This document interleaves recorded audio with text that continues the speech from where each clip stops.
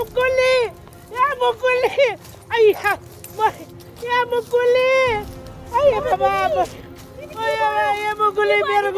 मेरो सबै सुन कसरी लग्यो लौन जान अय्या मरि मलाई कुट्यो भने जान भने छेर्न उचाल्न खोज्न जान जम्मा लग्यो नि मेरो अघि भर्खर एउटा केटो भाग्दै गएको त देख्या हो के मैले जान त्यसैले पछि लागेर जाऊ भने कि बाइक चढेर गइसक्यो त्यो त लौन म के गर्नु मरि बाबा अय्या बाबा अय्या मरिहाल्यो नि अय्या यामा मलाई पार्यो कहाँ गयो होला थियो ए बाबा मेरो त्यस्तो राम्रो लग्यो लग्यो अब के गर्नु चिन्ता नगर्नु दिदी के गर्नु लगी त अय्या मरि कस्तो दुख्यो नि मलाई बाबा अय्या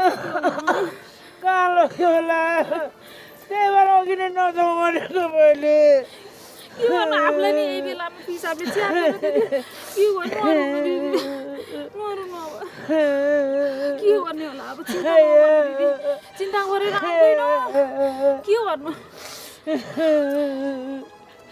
मैले ऋण नतिरी यत्रो सुनहरू किन्यो म त बर्बादै भयो नि अब म के गरौँ गुली अब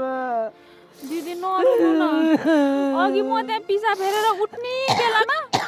एउटा केटो फुत्त भागेर त गाथ्यो त्यसैले लगेछ नि मेरो दिदीको गहना त दिदी नरुनु न केही न केही उपाय त लागिहाल्छ नि अब म के गरौँ बाबा